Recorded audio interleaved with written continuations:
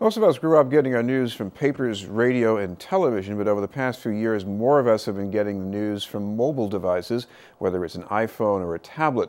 The Boston Globe's trying to keep pace with a new version that's a lookalike for the paper, but also handy for the mobile reader. And to tell us about the Globe's e-paper is the Senior Product Manager, Damon Kiesow. Thank you very much for being with us, Damon. Great, thanks for having me.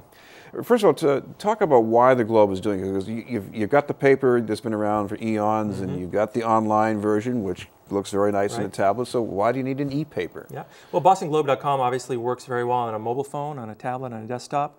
The e-paper edition is just a complimentary version for people who want their paper on the go in a digital format, but want it to look and feel a little bit more like the regular printed newspaper. So, of course, that means knowing your way around the paper is the advantage here. Right. Well, we have a lot of history with our readers, especially print subscription readers, who are used to that format and really enjoy it. Now, one difference I noticed, I was reading one article on both the e-paper version and online. Online, it looked great, like something you'd normally encounter on a tablet. And when I got to the e-paper, you had these narrow columns. I didn't like the look as much, but I noticed it was actually easier on the eyes because your eyes go straight down. A little easier to scan. So there's a few different variations of that reading experience. On the iPhone, obviously, it's a much smaller presentation. You have one column of text.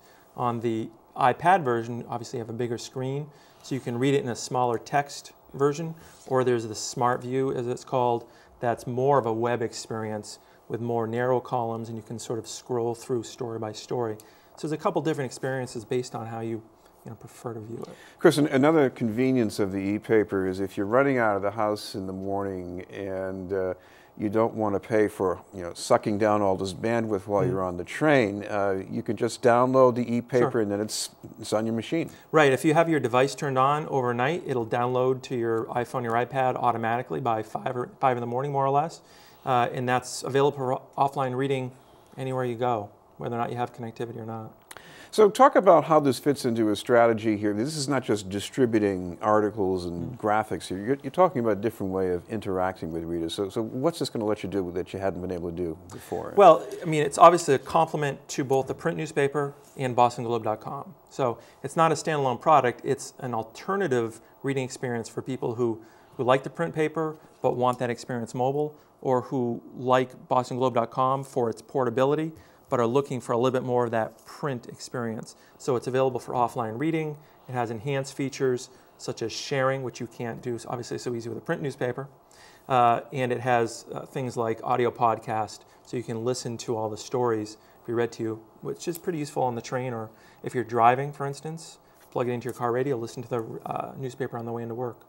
Talk about how the sharing is going to work, because we're at this juncture right now where newspapers need a lot of sharing, but they're also starting to have more paywalls. Yeah.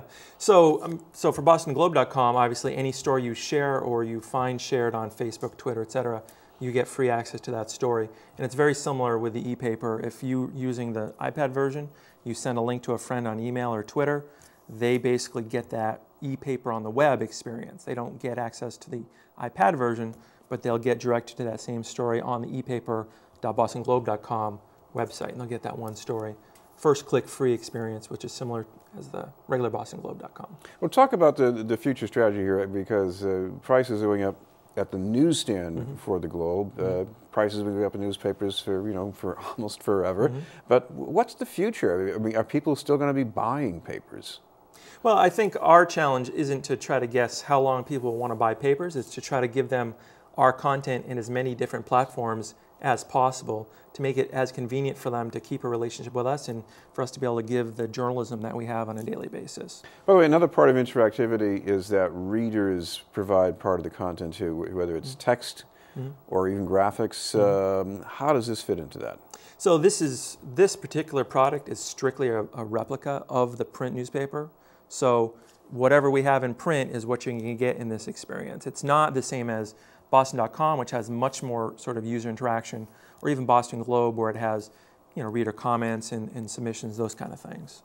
And of course, this is something that in the future, that or even in the present, if you're not going to be buying the paper or having it delivered to your house, there's still an option. You can link into this with a different kind of subscription.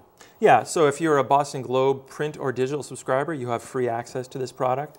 If you're downloading it to your iPad or iPhone and you want to purchase an iTunes subscription, you can get it for 99 cents a day, or you can buy a monthly subscription for $14.99. You're paying Apple directly, and we get a cut of that, and it'll be downloaded to your device every day. And of course, there's an app that makes this all pretty easy. The iPhone, yeah, the app on either device is very easy to use to buy into or to authenticate into with your current subscription. Great. Well, thank you very much for being with us. Thank you. Damon Kiesow from the Boston Globe.